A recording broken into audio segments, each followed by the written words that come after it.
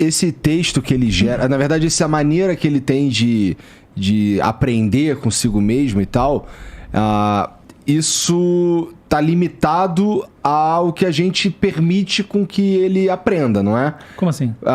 Não tem risco dele aprender demais e Me explica o que você quer dizer com virar aprender Skynet e matar todo mundo. É tipo, aprender o que você não orientou ele para aprender, certo? É isso que você está perguntando. Você está dizendo em termos de modalidade? Em que sentido? Eu tô dizendo assim, vamos lá. Eu tô te provocando porque assim, olha só, vamos lá.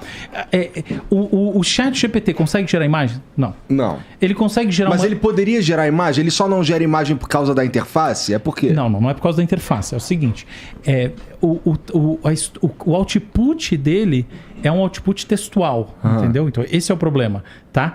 Então ele não é multimodal. Tá tão surgindo agora, dizem que o GPT-4, que é a próxima versão, vai ser multimodal.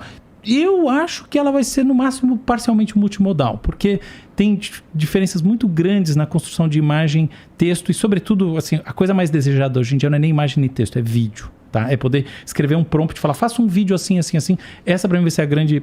Mas, enfim, que é audiovisual, portanto, é a imagem com o texto. Mas, de qualquer maneira, a ideia dele trazer uma coisa ou outra está determinada por essa interface, não é bem interface, mas é o formato de conversão dele. Ele converte tudo em tokens que são palavras, ou seja, a abstração numérica que está ali dentro é uma abstração que vai ser convertida nas palavras que estão existentes na internet. É isso, entendeu? Então, portanto, ele não é capaz de fazer algo multimodal. Outra coisa é o seguinte, o aprendizado dele, existe alguma coisa nas funções matemáticas do aprendizado que limitam, que dão um teto para o aprendizado? Não é. Agora, isso significa então que ele tem uma capacidade indefinida de aprender? Também não. Por quê? Porque a capacidade de aprender está determinada em si pelos próprios limites do algoritmo. O algoritmo tem uma lógica, por exemplo, a lógica desse algoritmo é de previsão da próxima palavra. Você só tem determinadas coisas que você pode fazer pensando na próxima palavra. A gente não pensa pensando na próxima palavra. A gente cria modelos mentais da realidade. Existem diferenças, para o bem e para o mal. Então, entende? É nesse aspecto muito mais das limitações ontológicas, ou seja, essenciais dessas implementações, ou seja, dessas regrinhas de pensamento, que estão as limitações. Mas não há nenhum limite para o aprendizado em si. O aprendizado é dado pela exposição e pelo que a gente chama de parâmetros. Por exemplo, se eu ponho muito dado, mas ele tem poucos parâmetros, pouca capacidade de absorção, a partir de determinado ponto bate um teto, e sempre bate o teto, mas o teto é baixo e acabou. Se eu tenho muito parâmetro e eu ponho pouco dado, ele cospe o negócio todo errado. Então sempre tem que ter um equilíbrio, sempre proporcionalmente mais dado que parâmetro. Mas isso são só coisas internas, não existe um limite para o aprendizado. É que nem eu dizer assim, tem um limite para o aprendizado do cérebro humano? Não tem. Tem o limite da vida e da capacidade de que a gente tem de armazenamento simultâneo sem sobrescrever uma coisa. Mas só isso. Eu posso falar... A gente está falando do chat GPT, mas se a gente falar das IAs, machine learning, que já existiam, por exemplo... já acontece num hospital psiquiátrico, eu não lembro o nome do hospital, com o Watson na época. O Watson foi treinado e tem resultados muito bons para detecção de câncer. Por quê? Porque câncer tem muito dado, então você se expõe ele bastante aos dados, ele aprende com os médicos, então o resultado que ele tem vai sendo corrigido, né, as anotações pelos humanos, ele começa a aprender e a partir dali ele vai descobrindo mais padrões e foi. Ele começou a ser usado em psiquiatria.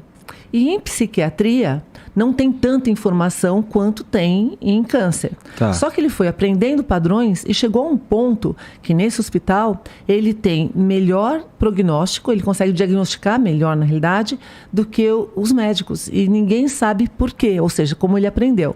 Então, o que o Álvaro está dizendo e que a gente está dizendo aqui é, você tem uma base inicial que é como ele nasce. E eu brinco, né? Eu sempre dou esse exemplo que, imagina que você tem um filho, né? Ele vem já com uma capacidade de aprender com o DNA seu e da sua esposa, e aí você ensina um monte de coisa para ele. A gente vai ensinando de acordo com a cultura familiar.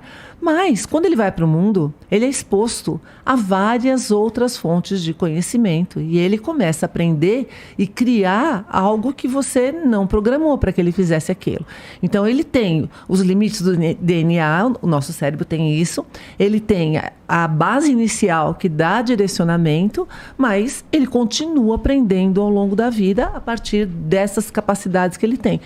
a analogia com os sistemas de machine learning baseado em redes neurais é equivalente a isso, né? Então, essas são as...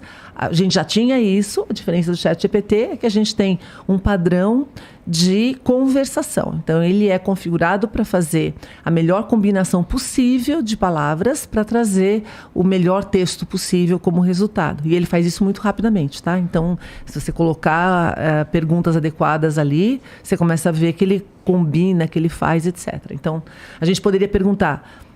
então, qual é o risco disso? Primeiro que ele não traz fonte, né? Então, ele aprendeu com esse monte de dados em tudo quanto é lugar e ele não traz fonte. Essa é a diferença fundamental entre você usar... Ele não é uma ferramenta informacional, ele é uma ferramenta criativa, generativa. Se você fizer uma pergunta para o Google, vão vir várias fontes para tentar responder aquilo que você perguntou. E se você clicar em cada fonte, você vai ver... com base no que isso foi determinado. E você vai, com a sua cabeça, ver, isso dá mais sentido, isso não faz, isso aqui Idealmente. Idealmente. Ser humano... Se a cabeça for boa no meio, né? Qual é o problema do ChatGPT? Ele faz isso, que é esse meio de campo, não fala de onde que vieram as fontes, e aí você não consegue avaliar o quanto que isso foi plágio, o quanto que isso é algo que ele achou. Então, se você fizer perguntas subjetivas para ele... Outro dia eu estava dando uma entrevista na 89 e a pessoa falou para mim assim, eu perguntei para ele qual era a banda de rock mais importante de todos os tempos. Ele falou várias, não falou Queen, e para mim é o Queen. E ele começou a questionar o ChatGPT. Pois é, se você perguntar isso para o Google, ele vai te trazer, eventualmente, Queen, vai te trazer Nirvana, e vai dizer quem foi que avaliou aquilo, por causa do que isso foi considerado, quais são os critérios. Então, a gente tem que lembrar que o ChatGPT é uma ferramenta criativa. Então, você saber que tipo de IA você está usando é fundamental para você acreditar ou não, ou utilizar esses resultados na sua tomada de decisão.